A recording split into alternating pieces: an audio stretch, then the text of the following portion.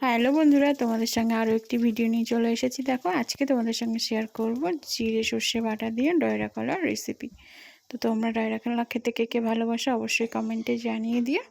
আমি এখানে প্রথমে 5 ফোড়ন শুকনো লঙ্কাগুলোকে তেলের মধ্যে ফোড়নে দিয়েই আমি দিয়ে দেবো এখানে ডয়রা কলা কেটে রাখা আর আলু কেটে রাখাগুলোকে এখানে আমি সবগুলো একসঙ্গে দিয়ে দেবো। তো আমি কলাগুলোকে এইভাবে কেটে নিয়েছি।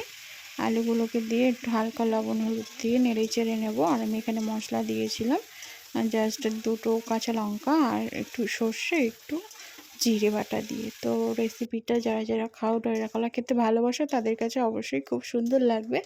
আর আর যারা যারা খাও না তারাও একবার এইভাবে ট্রাই করে দেখতে পারো, খুব সুন্দর লাগে।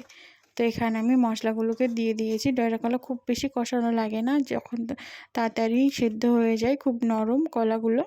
তো এখানে আমি আলুগুলো পাতলা পাতলা করে কেটে নিয়েছি, যেহেতু ওই জন্য খুব বেশি কষাবো না। এখানে মশলা দিয়ে হালকা জল দিয়ে দেখো এইভাবে হালকা করে কষিয়ে নিয়েছি। আর একটু অল্প চিনিও দিয়েছি, একটু মিষ্টি মিষ্টি ঝাল ঝাল করলে ভালো লাগে। তো এখানে এই দেখো জলগুলোকে দিয়ে দিয়েছি। আমার ডয়রা কলাগুলো ফুটিয়েও গেছে। আমার ডয়রা কলাগুলো কত সুন্দর সেদ্ধ হয়ে গেছে দেখতেই পাচ্ছ। আর আমি কিন্তু এখানে ঝোল করিনি, একদম পুরো মাখা মাখা গায়ে গায়ে করেছি।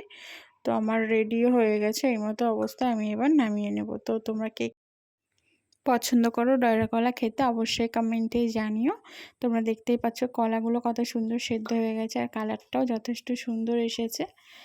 তো আমাদের গ্রামের দিকে আমাদের বাড়ির কাছেরই কলা রান্না করেছিলাম, সত্যি খুব সুন্দর হয়েছিল। আর এখানে যদি চিংড়ি মাছ দেওয়া যেত আরও সুন্দর হতো। তো আমাদের বাড়িতে খুব বেশি চিংড়ি মাছ কেউ পছন্দ করে না, তোমাদের দাদাভাই ছাড়া, তো ওই জন্য চিংড়ি মাছটাকে দেয়নি। তো এরকম নিরামিষ খেতেও খুব সুন্দর লাগে।